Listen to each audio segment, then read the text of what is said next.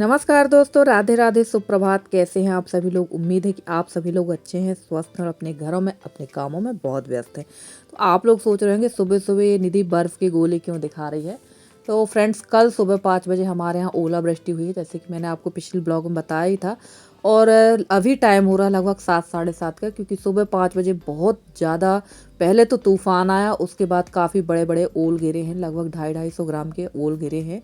या और पहले तो मैंने सोचा कि शायद कोई पेड़ घर के छप्पर पे गिर गया है। बहुत ज़्यादा, इतनी ज़्यादा खतरनाक आवाज़ थी ना। और ये ओल ज़्यादा नहीं गिरे हैं, मुश्किल से 5 सेकंड या 4 सेकंड ही गिरे हैं। तो पहले ओल वृष्टि हुई है, उसके बाद सुबह बारिश हुई है और साथ में लाइट भी गुल थी। और मैं क्या, लगभग सभी लोग उठ ही गए थे जब इतना भयंकर तूफान और इतनी ज़्यादा आवाज़ आएगी। जब छानी पर और सीटों पर जब ये गिरेंगे तो आवाज़ तो आएगी। और आदमी सभी लोग उठ गए थे, पर अंधेरा होने की वजह से कोई भी ब्लॉग नहीं बन पाया। और आप देख सकते हैं कि ये लगभग अभी तक घुले नहीं हैं। 3 घंटा हो चुका है पर ये घुले बिल्कुल नहीं हैं। बिल्कुल क्या, घुले हैं पर कम घुले हैं। और जिनके घर कच्चे हैं, खपरा वाले हैं और सीट वाले घर हैं, उन वो तो बिल्कुल टूट चुके हैं। कुछ लोगों को तो इतना ज़्यादा नुकसान हुआ है ना कि समझ में नहीं आ रहा है कि किसी ने लाठी से पीट दिया है घर खप्पर को या क्या हुआ है। तो देखिए, यहाँ पर मैं दिखाने की कोशिश कर रही थी, पर अभी मुझे सुबह टाइम यहाँ पर कोई नुकसान समझ में नहीं आ रहा था। और मैं बहुत खुश थी कि चलो हमारे घर के खप्परा नहीं फूटे हैं, खप्पर सही हैं। पर ऐसा नहीं था। अभी मैं आपको आगे ब्लॉग में दिखाऊंगी कि कितना ज़्यादा नुकसान हुआ है। और मैं दिखा रही थी पीछे तरफ, क्योंकि पीछे तरफ काफ़ी ज़्यादा ओल थे। तो फिर मैं वहाँ पर नहीं गई। और ये देखिए, यहाँ मैं सामने जो यादव चाचा की बाड़ी ना, आप लोग को शायद दिख रहे होंगे, गोल गोल सफ़ेद सफ़ेद से ओल। तो ये देखिए, अभी भी ये डले हुए हैं और उनको काफ़ी टाइम लग गया था सूखने में, घुलने में। मैं थोड़ा सा, मेरी जो जीभ इस समय लड़खड़ा रही है, कुछ बोलती हूँ और कुछ बोलने लगती हूँ। और यहाँ का मैंने थोड़ा सा व्यू लिया था। और यहाँ यादव चाचा के जो नाती पोते हैं वो बर्फ़ इकट्ठा कर रहे थे। और छोटा वाला बोल रहा था कि ये सुबह सुबह यहाँ बर्फ़ किसने फेंक दी है, किसने ला के फेंका है, ये कहाँ से आया है। तो देखिए, यहाँ पर अभी चलेंगे और दिखाएंगे आपको कि कितनी ज़्यादा यहाँ पर बर्फ़ इकट्ठा हुआ है। और फसल में तो ज़्यादा, गेहूं की फसल में तो नुकसान नहीं हुआ है। सबसे ज़्यादा नुकसान हो गया चना और मसूर पे। पता नहीं क्यों ऐसी प्राकृतिक आपदा आती है और नुकसान होता है। वैसे तो ये है ही कि बसंत की जो ऋतु आती है, इसमें कुछ ना कुछ नुकसान तो होता ही है। चाहे बारिश बहुत ज़्यादा होगी, चाहे ओल वृष्टि हो, तो ये जो मौसम है काफ़ी ज़्यादा नुकसान वाला होता है। अगर इससे एक फसल बच गई तो आपकी फसल बहुत अच्छी होगी, और अगर फसल नहीं बच पाई तो फिर फसल का नुकसान ही होता है। तो चलिए, यहाँ पर ये बच्चे कर रहे हैं मस्ती। और चलते हैं अब घर की तरफ, तो करेंगे अपना काम। और ठंड जो है थोड़ी सी बढ़ गई थी, क्योंकि ओल वृष्टि हुई है तो ठंड तो बढ़ेगी ही। और यहाँ देखिए, कंडे है ना, कंडों में भी छेद हो गए थे। तो वो मैं दिखाने का आपको प्रयास कर रही थी, पर शायद दिख नहीं रहे हैं इस पे। तो चलिए, ये बच्चों ने अपने जूतों में भी भर लिया है ओल, और ये इकट्ठे कर करके रखे हैं। तो चलिए चलते हैं घर की तरफ और करते हैं अपना घर का काम शुरू। और यहाँ पर ना, लाइट गोल होने की वजह से कोई भी काम नहीं हो पा रहा था। और ये देखिए, अभी बजा है 1:55, यानी सुबह का टाइम। और मौसम देखिए कितना ख़राब हो गया है। तो उस समय सुबह शाम के टाइम पे तो बारिश नहीं हुई थी, पर इस टाइम पे जो बारिश हुई ना, ऐसा लग रहा था बिल्कुल रात हो गई है, अंधेरा सा हो गया था। बहुत ज़्यादा बारिश हुई है। और इसी समय हम लोगों को पता चला कि हमारे घर के भी जो खपरे हैं वो काफ़ी ज़्यादा डैमेज हो चुके हैं। तो चलिए आपको दिखाते हैं। और हवा भी काफ़ी तेज़ चल रही थी यहाँ पर। ऐसा लग रहा था कि फिर से कहीं ओलावृष्टि ना हो जाए। और सबसे ज़्यादा डर ये लगता है ना कि पेड़ वगैरह टूट के ना गिर जाए। तो चलिए, यहाँ बारिश भी लगभग शुरू हो गई थी, और आज भी हमारे यहाँ काफ़ी बारिश हुई है। और अंदर का व्यू इसलिए नहीं ले पा रही थी कि ये जब मौसम होता है तो लाइट ज़रूर गोल होती है। और सबसे अच्छी बात हमारे यहाँ ये है कि हमारे यहाँ लाइट ज़्यादा देर के लिए गोल नहीं होती है। घंटे 2 घंटे, मुश्किल से 10 या 15 मिनट या आधा 1 घंटे में लाइट हमारे यहाँ आ जाती है। तो सबसे अच्छी सुविधा जो है वो हमारे यहाँ यही है। हमारे गांव देहात में, गांव क्षेत्र ज़रूर है पर लाइट की व्यवस्था बहुत अच्छी है। और बारिश देखी काफ़ी हो रही थी और धूप भी निकल आई। तो वही मैं आप लोग को दिखा रही थी कि मौसम किस तरह का हो रहा है।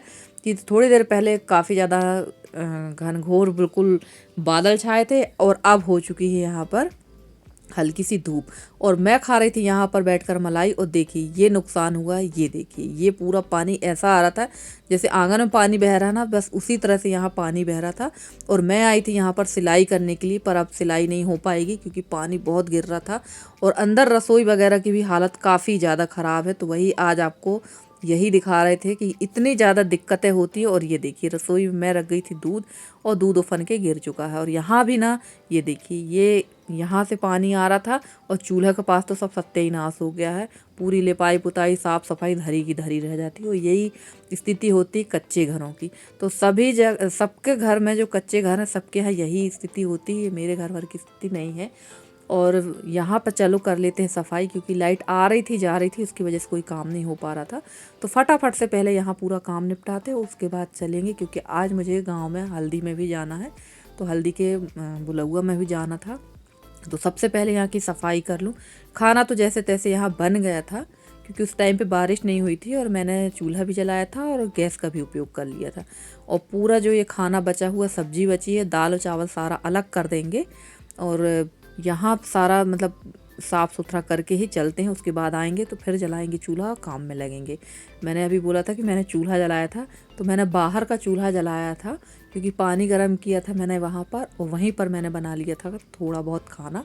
चावल तो मैं कुकर पर ही बना लेती हूँ, और अंदर का चूल्हा नहीं जलाया था, क्योंकि अगर लाइट गोल हो जाती तो हमारे यहाँ अंदर रसोई में बिल्कुल भी नहीं दिखता है। और इमरजेंसी बल्ब तो लगे हुए हैं, पर इमरजेंसी बल्ब भी ज़्यादा देर नहीं चलते हैं, घंटे या 1.5 घंटे ही चलते हैं। और इसके बाद आ गई थी मैं इस वाले कमरे की साफ़ सफाई करने के लिए, क्योंकि यहाँ भी कोई साफ़ सफाई नहीं हुई थी। और जब मौसम एकदम ख़राब सा हो जाता है ना, तो थोड़ा सा खुद को भी आलस आ जाती है। तो चलिए यहाँ की भी कर लेते हैं सफाई। और वैसे तो अब घर पूरा ही लिपाई पुताई लायक हो गया है, तो धीरे धीरे सारे घर की लिपाई पुताई कर लेंगे। और हमारी एक सब्सक्राइबर हैं, उन्होंने कहा है कि दीदी मैं आपके ब्लॉग रोज़ देखती हूँ, और आपसे मैंने कहा था कि आप मेरी बेटी का नाम लेना, पर आपने नाम नहीं लिया। तो सिस्टर जी, आपने अपनी बेटी का नाम भी नहीं बताया है, या बताया होगा तो मैंने ध्यान नहीं दिया है। और इनकी जो आईडी है, जो इन सिस्टर ने ये रिक्वेस्ट की, उनकी आईडी है नहीम खान के नाम से। तो सिस्टर जी, आप बिटिया का नाम ज़रूर बताइएगा। और देखिए ये छोटा सा जो आला है, इसमें इतने सारे कपड़े रखे थे, मैं खुद चकरा गई थी कि इसमें कपड़े कितने सारे रखे हुए हैं। और कल का वीडियो सभी सिस्टरों ने देखा है, पर गलती सिर्फ मेरी 2 सिस्टरों ने पकड़ी। एक तो मेरी बड़ी बहन जो रायपुर में रहती हैं, मेरी बड़ी दीदी हैं वो, उनने मेरी गलती पकड़ी है, और एक हमारी ज्योति बहन ने। मैंने बोला था कि लहसुन जो है 150 रुपये पाव है, और मैंने मुझे बोलना था 600 रुपये किलो, तो मैंने बोल दिया 1200 रुपये किलो। तो दीदी कह रही थी कि हिसाब तो सही सही रखा करो।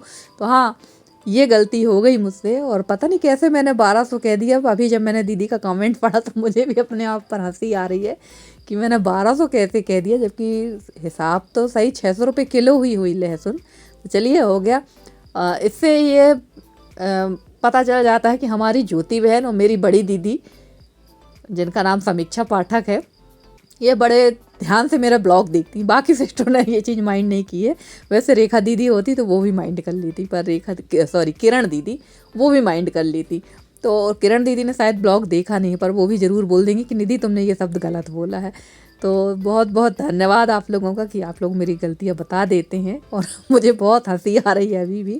तो चलिए सारे कपड़ों की कर लेते हैं, तह लगा लेते हैं। इसके बाद में कंघी वंगी करके तो तैयार हो ही गए हैं, और उसके बाद अभी आ जाएंगी देवरानी जेठानी, उनके साथ चलते हैं हल्दी के फंक्शन पर। तो वहाँ का मैंने कोई ब्लॉग नहीं बनाया है, क्योंकि बारिश मौसम की वजह से ना हल्दी वहाँ जल्दी हो गई थी। तो हल्दी, लड़की की हल्दी जल्दी हो गई थी।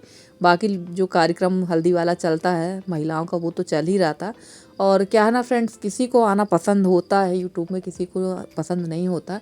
वैसे अगर मैं वहाँ का ब्लॉग बना लेती तो कोई मना नहीं करता, पर अच्छा नहीं लगता है कि जो हमारी पर्सनल चीज़ें हैं जो हम कर रहे हैं वो हम ज़बरदस्ती दूसरों के ऊपर ना थोपे, तो ज़्यादा बेहतर है। और जिनके यहाँ मैं हल्दी पे गई थी, वो सारी जो उनके घर की हुई लड़कियाँ हैं, वो सभी लोग मेरे ब्लॉग देखती हैं। और काफ़ी, जब मैं कल गई तो सभी लोग कह भी रही थी कि आप बहुत अच्छे ब्लॉग बनाती हो, आपके ब्लॉग देखकर ना गाँव की याद आ जाती है, घर याद आने लगता है। तो बहुत अच्छा लगता है जब इस तरह का कोई बोलता है, जब कोई इतना मोटिवेट करता है। तो चलिए कपड़ों की भी घड़ी लग गई है और ये कपड़े रखने का तो मुझे लग रहा है मुहूर्त होली में ही आने वाला है, क्योंकि इतने धुल धुल के रखती जा रही हूँ मैं और कपड़े हमारे निकलते ही जा रहे हैं। तो बड़ी मुश्किल से ये जैकेट की तह लगी है और सबसे ज़्यादा कपड़े जो हैं वो हस्बैंड के हैं और बेटी के हैं। तो ये देखिए हस्बैंड के तो इतने कपड़े हैं जिसकी कोई हद नहीं है। और उसके बाद अब मैं मिल रही हूँ सीधे आपसे हल्दी के बुलौआ से आने के बाद। थोड़ा देर मैंने रेस्ट किया, चाय वगैरह पीने के बाद मैं लग गई थी खाना बनाने के लिए। तो यहाँ चावल दाल बन चुका है और बना रही थी भिंडी की सब्जी और सेकूंगी रोटी। तो रोटी भी मुझे कम ही सेकना है, सिर्फ गिनती की 4 रोटी सेकना है। और मैं आप लोग को एकदम पीली पीली दिख रही थी, तो मैंने मुँह तो धो लिया था, कपड़े भी चेंज कर लिए थे क्योंकि हल्दी में दूसरी साड़ी पहन कर गई थी मैं। और पानी से ही मुंह धोया था मैंने, साबुन नहीं लगाई थी, क्योंकि अगर आप हल्दी वाले चेहरे पर या हल्दी वाले कपड़ों पर अगर आप साबुन लगाते तो एकदम लाल लाल सा हो जाता। तो मैंने तुरंत पे साबुन नहीं लगाई थी, ये धीरे धीरे छूट ही जाएगा और इसी बहाने कम से कम थोड़ी सी मैं गोरी भी हो जाऊंगी। तो चलिए यहाँ हमारी रोटी बन रही थी और आज मैं अपने लिए बनाऊंगी खिचड़ी। अब आप लोग बोलेंगे कि इतना सारा खाना क्यों बना रही हैं दीदी जब आपको खिचड़ी ही बनाना थी। तो हस्बैंड जी को खिचड़ी नहीं खाना है और सुबह टाइम हो गया था महाभारत घर पे, क्योंकि मैंने रोटी नहीं सेकी थी।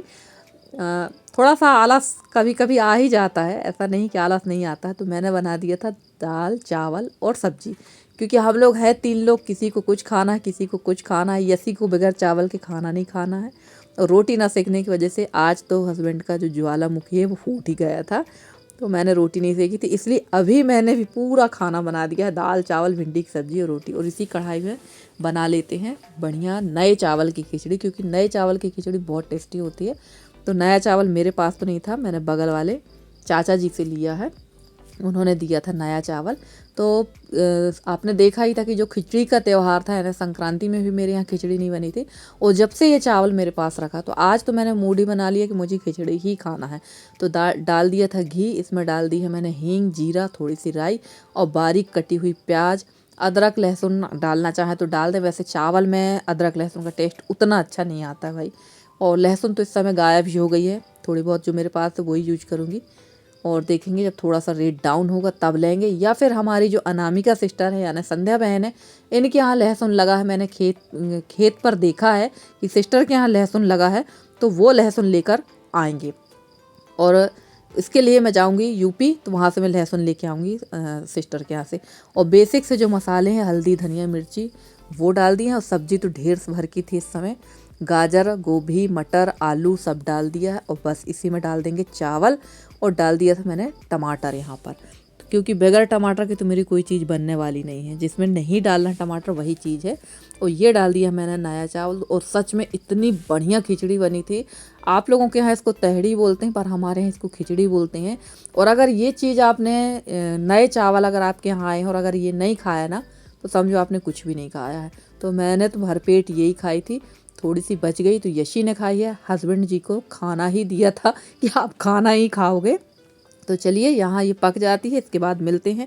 और वीडियो थोड़ा सा मैंने फास्ट में डाल दिया है। तो चलिए इसको मैंने कर लिया ठंडा और भूख बहुत तेज़ी की लगी हुई थी और भूख के साथ साथ ना टाइम भी काफ़ी ज़्यादा हो गया था। तो आइए आप लोग भी खाइए हमारे साथ खिचड़ी। और आज का ब्लॉग कैसा लगा ज़रूर बताइएगा कमेंट करके। अगर आज का ब्लॉग अच्छा लगा तो प्लीज़ एक लाइक कर दीजिएगा। चैनल पे नए हैं तो चैनल को सब्सक्राइब करके अपना सहयोग हमारे साथ बनाए रखें। मैं पूरी कोशिश करती हूँ कि आपके लिए बहुत अच्छे अच्छे वीडियो लेकर आती रहूँ। तो चलिए फ्रेंड्स मिलते हैं अगले वीडियो में, तब तक के लिए bye bye and take care.